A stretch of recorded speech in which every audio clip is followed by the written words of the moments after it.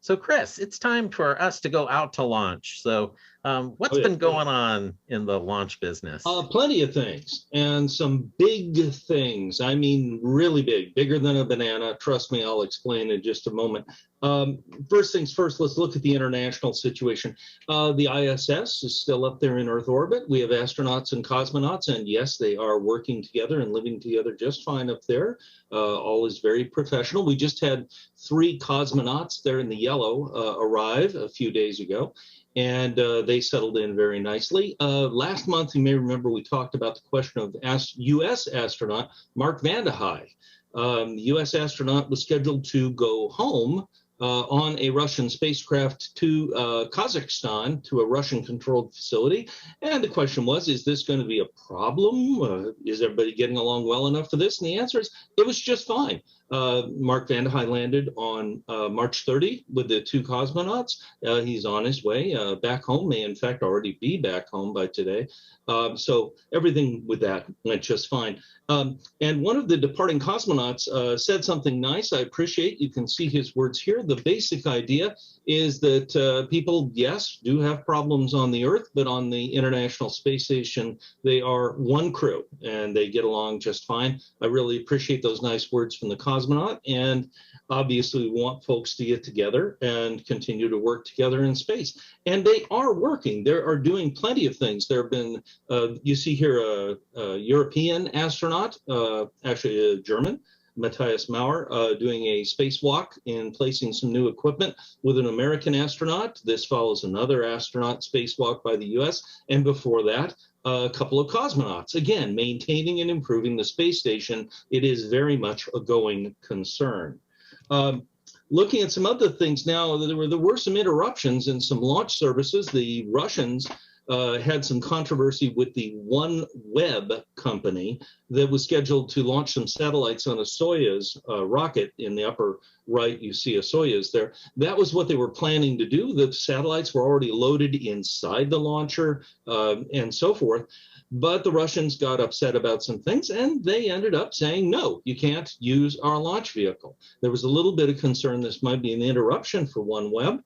However, SpaceX has stepped in and are going to launch these satellites. So the launch goes ahead. The important point is international cooperation is something we're all involved in. And if you decide you're not going to offer launch services, well, someone else will. So we really are all bound together in this, and this is a good example. The money that's going to go to SpaceX for this launch, well, it could have gone to the Russian launch provider. So I have a feeling that's a good incentive for them to settle things down and get back into the international launch market. Now, here's the biggest of the news, and I do mean big. Now, you may be thinking, looking at this picture, that it is the Compton Comet. It is, however, not. They're not launching things quite this big just yet.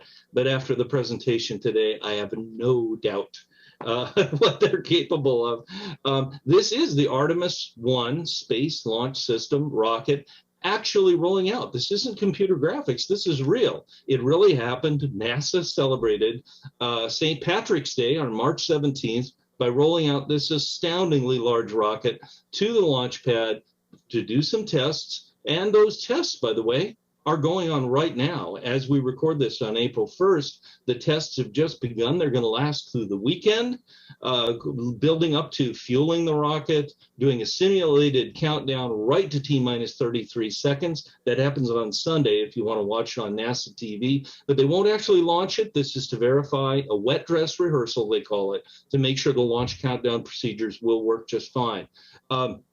Now, I do want to give a sense of scale for this vehicle. It's a little hard to get a sense of it. Here's one universal system of measurement. I said big, I mean bigger than a banana. If you look very carefully, among those people on the launch structure, the mobile launch structure, is actually holding up a banana to give you a sense of how big this is. Now, of course, you can't see the entire rocket here. So let me go over to another universal system of measurement, which is Griffith Observatories. For those of us in our local audience, our building at Griffith Observatory, not the parking lots and grounds, just the building, is 240 feet from east to west across this image. How big would the Space Launch System be if we laid it on its side there? Well, it would overhang the building on both sides, going all the way from the driveway on the east side, overhanging the restaurant and the west balcony over on the west side. So it is a truly gigantic rocket. Now, where is this rocket going to be launching from? It is Pad 39 at Cape Canaveral. However, there are two Pad 39s. The more famous one is Pad 39A at the bottom of this image. That's where Apollo 11 launched to the moon from for the first moon landing. And lately, 39A has been very busy because NASA has rented out that space for SpaceX. Lots of SpaceX launches, couple we'll talk about, will all be leaving from 39A. 39B is right next door. It launched the Apollo 10 dress rehearsal mission right before the moon landing in 1969 and has launched a number of other famous launches, but it hasn't been used since the year 2009 for the Ares 1X launch attempt. It's a NASA operated launch pad. SpaceX doesn't work out of there. So this launch, either in May or in June, we'll see when it happens, is going to occur from NASA's control pad at 39B. Another launch I want to follow up on. Last time we spoke, I mentioned the Astra company launched its vehicle for the first time from Cape Canaveral. This small satellite launcher suffered a failure of the second stage separating properly from the first stage. It tumbled out of control and they lost the satellites they were trying to launch. That was a real shame because they were just coming off their first successful launch from their usual place, Kodiak Island in Alaska, where they'd made it all the way to orbit on their sixth attempt, right? So they had had a number of problems and failures before. Number 6 went okay from Alaska. Number 7, though, failed last time. I told you, though, don't count them out. They're going to get back on the horse and try again, and they did.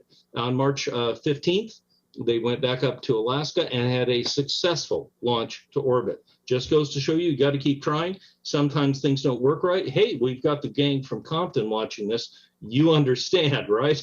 It happens for everybody.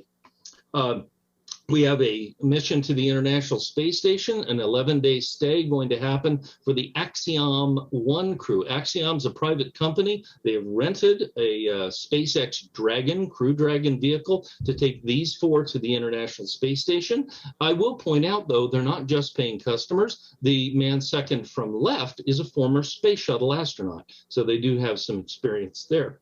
Another launch in the SpaceX Crew Dragon. This is for NASA this time, a regular crew rotation, taking the Crew 4 group of 4 for a 180-day, 6-month standard rotation to the space station.